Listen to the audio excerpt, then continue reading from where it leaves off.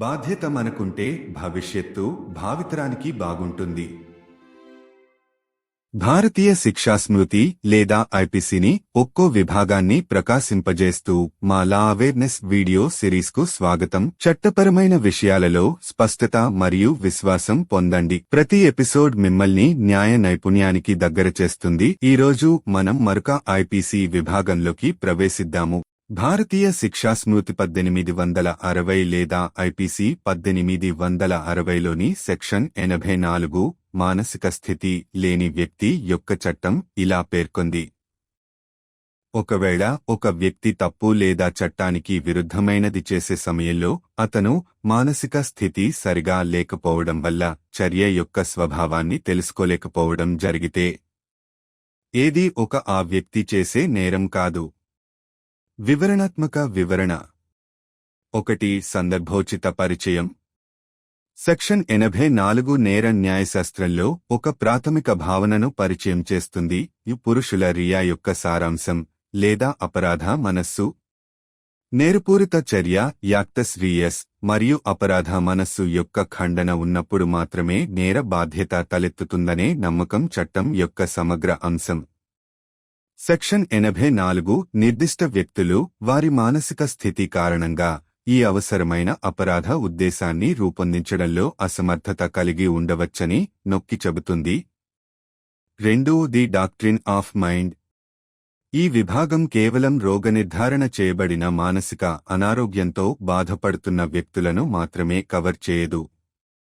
కానీ తాత్కాలిక లేదా శాశ్వతమైన మానసిక స్థితి కారణంగా చర్యకు పాల్పడేటప్పుడు వారి చర్యల స్వభావం లేదా చట్టవిరుద్ధతను అర్థం చేసుకోలేని ఎవరికైనా వర్తిస్తుంది. 3. మినహాయింపు కోసం ప్రమాణాలు. ఈ నిబంధన యొక్క పదాల నుండి 2 ప్రధాన ప్రమాణాలు ఉద్భవించాయి. చర్య యొక్క స్వభావాన్ని అర్థం చేసుకోలేని అసమర్థత. వారు ఏమి చేస్తున్నారో వ్యక్తి అర్థం చేసుకోలేదు. చట్టం తప్పు లేదా చట్టవిరుద్ధమని గుర్తించలేని అసమర్థత. వారు ఏమి చేస్తున్నారో తెలిసినప్పటికీ అది తప్పు లేదా చట్టానికి విరుద్ధమని వారు గ్రహించలేదు. 4. అసెస్మెంట్ మరియు నిపుణుల సాక్ష్యం. ఒక వ్యక్తి యొక్క మానసిక దృఢత్వాన్ని నిర్ణయించడం అనేది ప్రధానంగా చట్టపరమైన ప్రశ్న అయితే దీనికి తరచుగా వైద్య నైపుణ్యం అవసరం. నిపుణుల సాక్ష్యాలు ముఖ్యంగా మనోరోగ వైద్యులు మరియు మనస్తత్వవేత్తల నుండి అటువంటి అంచనాలలో కీలక పాత్ర పోషిస్తాయి. నిందితుడి మానసిక ఆరోగ్యంపై వారి ఇన్పుట్లు కోర్టు నిర్ణయాన్ని గణనీయంగా ప్రభావితం చేస్తాయి. 5. కేవలం అభిరుచి నుండి వ్యత్యాసం. అసలైన మానసిక స్థితి మరియు కోపం వంటి తీవ్రమైన భావోద్వేగాల మధ్య తేడాను గుర్తించడం అత్యవసరం. కేవలం ఉద్రేకం లేదా ఉద్వేగాలు ఈ నిబంధన ప్రకారం అస్పష్టమైన మనస్సుగా పరిగణించబడవు. 6. చారిత్రక పూర్వజన్మలు మరియు ఏమ్నాక్తెన్ నియమం. సెక్షన్ 84లోని సూత్రాలు అతని భ్రమల కారణంగా ఎడ్వర్డ్ డ్రమ్మాండ్ని చంపిన డేనియల్ నాక్టెన్ కేసు నుండి ఉద్భవించిన ఇంగ్లీష్ ఏమ్నాక్తెన్ రూల్కు మూలాలను గుర్తించాయి. నియమం సెక్షన్ 84 లాగా చట్టం యొక్క స్వభావాన్ని తెలుసుకోలేకపోవడాన్ని లేదా చట్టం తప్పు అని అర్థం చేసుకోలేని అసమర్థతను నొక్కి చెబుతుంది. 7. హాని కలిగించే జనాభా రక్షణ. సెక్షన్ 84 మానసిక ఆరోగ్య పరిస్థితులు ఉన్నవారిని అన్యాయమైన వేధింపుల నుండి రక్షిస్తుంది. వారు సాధారణంగా పనిచేసే వ్యక్తులకు సమానమైన నైతిక మరియు అభిజ్ఞా సామర్థ్యాలను కలిగి ఉండకపోవచ్చని గుర్తిస్తారు. అటువంటి వ్యక్తులను సానుభూతితో మరియు చికిత్స మరియు పునరావాసంపై దృష్టి పెట్టడం ద్వారా సమాజం యొక్క అవసరాన్ని ఇది నొక్కి చెబుతుంది. 8. అప్లికేషన్లో సవాళ్లు. సెక్షన్ 84 సానుభూతితో పాతుకుపోయినప్పటికీ దాని అప్లికేషన్ సవాళ్లను కలిగిస్తుంది. మానసిక అస్వస్థతను నిర్ణయించడం ముఖ్యంగా సరిహద్దు కేసులలో సంక్లిష్టమైనది. సంభావ్య దుర్వినియోగం కూడా ఉంది. ఇక్కడ ఆరోపణలు ఎదుర్కొంటున్న వ్యక్తులు చట్టపరమైన పరిణామాల నుండి తప్పించుకోవడానికి మానసిక ఆరోగ్య పరిస్థితులను ప్రదర్శించవచ్చు. 9. విస్తృత చిక్కులు. సెక్షన్ 84 మానసిక ఆరోగ్యం పట్ల విస్తృత సామాజిక వైఖరిని కూడా హైలైట్ చేస్తుంది. తెలివి తక్కువతనంతో చేసిన చర్యలను నిర్మూలించడం ద్వారా చట్టం తప్పనిసరిగా మెరుగైన మానసిక ఆరోగ్య సంరక్షణ, నివారణ మరియు జోక్యం యొక్క అవసరాన్ని గుర్తిస్తుంది. ముగింపు. ఐపీసీ యొక్క సెక్షన్ 84 న్యాయం అనేది కేవలం శిక్షకు సంబంధించినది కాదు, న్యాయం మరియు అవగాహన గురించి కూడా అనే సూత్రానికి నిదర్శనం. తెలివి తక్కువతనం ఉన్న వ్యక్తుల చర్యలను లెక్కించడం ద్వారా నేరాన్ని నిర్ణయించడంలో మానసిక ఆరోగ్యం యొక్క ప్రాముఖ్యతను ఇది నొక్కి చెబుతుంది. వారి మానసిక స్థితి కారణంగా వారి చర్యలను పూర్తిగా అర్థం చేసుకోలేని వ్యక్తులు కరుణతో వ్యవహరించబడతారని మరియు శిక్షాత్మక చర్యల కంటే చికిత్స మరియు పునరావాస మార్గాల వైపు మళ్లించేలా ఈ నిబంధన ప్రయత్నిస్తుంది.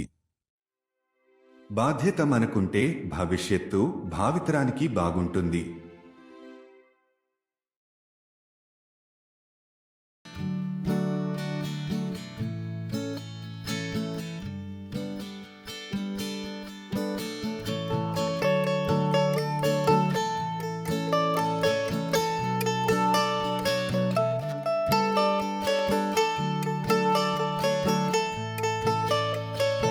हमारी कानून जागरूकता वीडियो श्रृंखला में आपका स्वागत है, जो एक समय में भारतीय दंड संहिता आईपीसी के एक खंड पर प्रकाश डालती है। कानूनी मामलों में स्पष्टता और आत्मविश्वास हासिल करें। आज हम आईपीसी की एक और धारा के बारे में जानेंगे। भारतीय दंड संहिता 1860 आईपीसी 1860 की धारा 84 विकृत दिमाग वाले व्यक्ति का अधिनियम कहता है, कुछ भी अपराध नहीं है जो उस व्यक्ति द्वारा किया जाता है जो ऐसा करते समय मानसिक रूप से अस्वस्थता के कारण कार्य की प्रकृति को जानने में असमर्थ है, या कि वह जो कर रहा है वह या तो गलत है या कानून के विपरीत है। विस्तृत विवरण। 1. प्रासंगिक परिचय। धारा 84 आपराधिक न्यायशास्त्र में एक मौलिक अवधारणा का परिचय देती है, आपराधिक मन का सार या दोषी दिमाग। कानून का एक अभिन्न पहलू यह विश्वास है कि आपराधिक दायित्व तभी उत्पन्न होना चाहिए जब दोषी कार्य एक्टस रीस और दोषी दिमाग का अंतर्विरोध हो। धारा 84 इस बात पर जोर देती है कि कुछ व्यक्ति अपनी मानसिक स्थिति के कारण इस अपेक्षित दोषी इरादे को बनाने में असमर्थ हो सकते हैं। 2. मन की अस्वस्थता का सिद्धांत। यह धारा केवल निदानित मानसिक बीमारियों वाले व्यक्तियों को ही कवर नहीं करती है, बल्कि यह ऐसे किसी भी व्यक्ति पर लागू होती है जो मन की अस्वस्थता की क्षणिक या स्थायी स्थिति के कारण कार्य करते समय अपने कार्यों की प्रकृति या अवैधता को समझ नहीं पाता है। 3. छूट के लिए मानदंड। इस प्रावधान की शब्दावली से 2 प्रमुख मानदंड उभर कर सामने आते हैं। कार्य की प्रकृति को समझने में असमर्थता। व्यक्ति को समझ नहीं आया कि वे क्या कर रहे हैं। यह समझने में असमर्थता कि कार्य गलत था या अवैध। भले ही उन्हें पता था कि वे क्या कर रहे हैं, फिर भी उन्हें एहसास नहीं हुआ कि यह गलत है या कानून के खिलाफ है। 4. मूल्यांकन और विशेषज्ञ गवाही। किसी व्यक्ति की मानसिक सुदृढ़ता का निर्धारण मुख्य रूप से एक कानूनी प्रश्न है, लेकिन इसके लिए अक्सर चिकित्सा विशेषज्ञता की आवश्यकता होती है। विशेषज्ञ प्रशंसा पत्र, विशेष रूप से मनोचिकित्सकों और मनोवैज्ञानिकों से ऐसे आकलन में महत्वपूर्ण भूमिका निभाते हैं। अभियुक्त के मानसिक स्वास्थ्य पर उनके इनपुट अदालत के फैसले को महत्वपूर्ण रूप से प्रभावित कर सकते हैं। 5. मात्र जुनून से अंतर। मन की अस्वस्थता की वास्तविक स्थिति और क्रोध जैसी तीव्र भावनाओं के बीच अंतर करना अनिवार्य है। इस प्रावधान के तहत मात्र उत्तेजना या बढ़ी हुई भावनाएं मन की अस्वस्थता के रूप में योग्य नहीं हैं। 6. ऐतिहासिक मिसालें और एमनागटेन नियम। धारा 84 में सिद्धांतों की जड़ें अंग्रेजी एमनागटेन नियम में पाई जाती हैं, जो डैनियल एमनागटेन के मामले से उभरा, जिसने अपने भ्रम के कारण एडवर्ड ड्रमंड को मार डाला। नियम धारा 84 की तरह कार्य की प्रकृति को जानने में असमर्थता या यह समझने में असमर्थता पर जोर देता है कि कार्य गलत था। 7. कमजोर आबादी की सुरक्षा। धारा 84 मानसिक स्वास्थ्य की स्थिति वाले लोगों को अन्यायपूर्ण उत्पीड़न से बचाती है, यह मानते हुए कि उनके पास आम तौर पर कामकाजी व्यक्तियों के समान नैतिक और संज्ञानात्मक क्षमताएं नहीं हो सकती हैं। यह समाज को ऐसे व्यक्तियों से सहानुभूति के साथ संपर्क करने और उपचार और पुनर्वास पर ध्यान देने की आवश्यकता को रेखांकित करता है। 8. आवेदन में चुनौतियां। जबकि धारा 84 सहानुभूति में निहित है, इसका अनुप्रयोग चुनौतियां पैदा करता है। मानसिक अस्वस्थता का निर्धारण करना, विशेषकर सीमावर्ती मामलों में, जटिल है। संभावित दुरुपयोग भी है, जहां आरोपी व्यक्ति कानूनी परिणामों से बचने के लिए मानसिक स्वास्थ्य स्थितियों का बहाना बना सकते हैं। 9. व्यापक निहितार्थ। धारा 84 मानसिक स्वास्थ्य के प्रति व्यापक सामाजिक दृष्टिकोण पर भी प्रकाश डालती है। मन की अस्वस्थता के तहत किए गए कृत्यों को दोषमुक्त करके कानून अनिवार्य रूप से बेहतर मानसिक स्वास्थ्य देखभाल, रोकथाम और हस्तक्षेप की आवश्यकता को पहचानता है। निष्कर्ष। आईपीसी की धारा 84 इस सिद्धांत का प्रमाण है कि न्याय केवल सजा के बारे में नहीं है, बल्कि निष्पक्षता और समझ के बारे में भी है। मानसिक रूप से अस्वस्थ व्यक्तियों के कृत्यों का लेखाजोखा करके यह दोषिता निर्धारित करने में मानसिक स्वास्थ्य के महत्व पर जोर देता है। प्रावधान यह सुनिश्चित करने का प्रयास करता है कि जो व्यक्ति अपनी मानसिक स्थिति के कारण अपने कार्यों को पूरी तरह से समझ नहीं पाते हैं, उनके साथ दया का व्यवहार किया जाता है और उन्हें दंडात्मक उपायों के बजाय उपचार और पुनर्वास के रास्ते की ओर निर्देशित किया जाता है। यदि हम जिम्मेदार हैं, तो भविष्य आने वाली पीढ़ियों के लिए अच्छा होगा।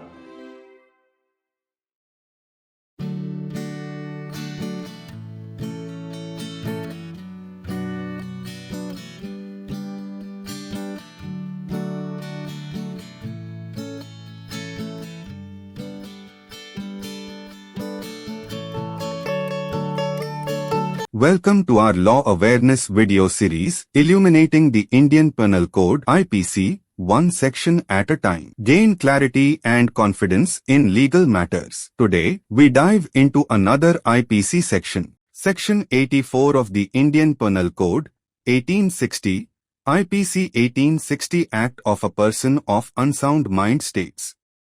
Nothing is an offense which is done by a person who, at the time of doing it, by reason of unsoundness of mind, is incapable of knowing the nature of the act, or that he is doing what is either wrong or contrary to law.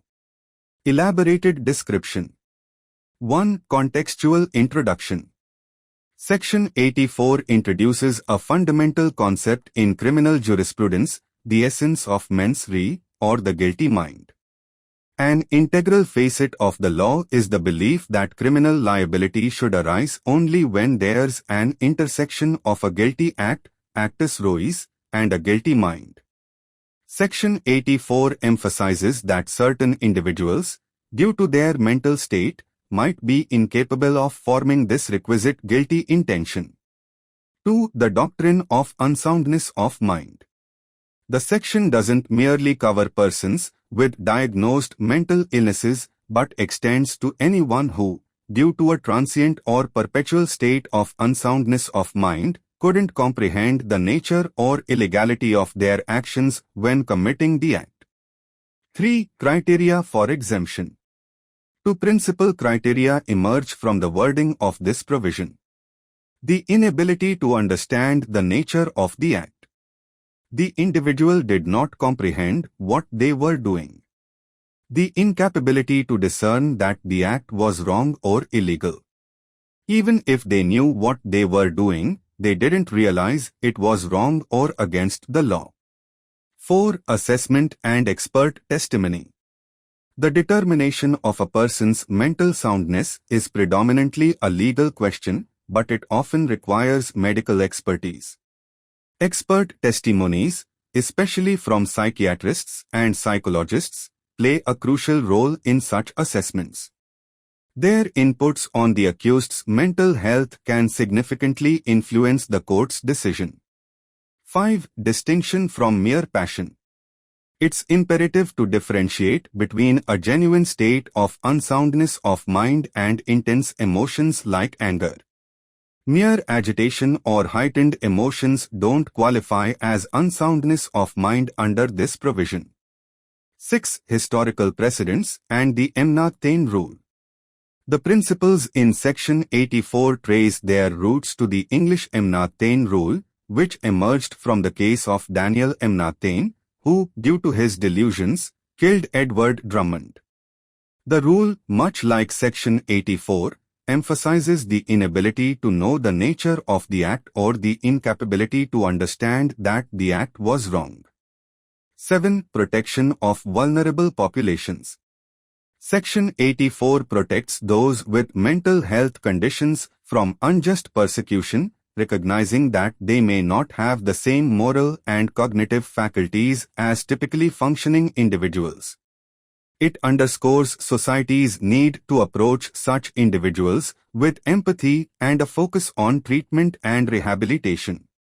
8. Challenges in application. While Section 84 is rooted in empathy, its application poses challenges. Determining mental unsoundness, especially in borderline cases, is complex. There's also the potential misuse, where accused individuals might feign mental health conditions to evade legal consequences. 9. Broader implications. Section 84 also highlights the broader societal attitude towards mental health. By exonerating acts committed under unsoundness of mind, the law essentially recognizes the need for better mental health care, prevention, and intervention. Conclusion. Section 84 of the IPC is a testament to the principle that justice isn't merely about punishment but also about fairness and understanding. By accounting for the acts of individuals with unsoundness of mind, it emphasizes the importance of mental health in determining culpability. The provision seeks to ensure that individuals who, due to their mental state, couldn't fully comprehend their actions are treated with compassion and are directed towards avenues of treatment and rehabilitation rather than punitive measures. If we are responsible, the future will be good for the future generations.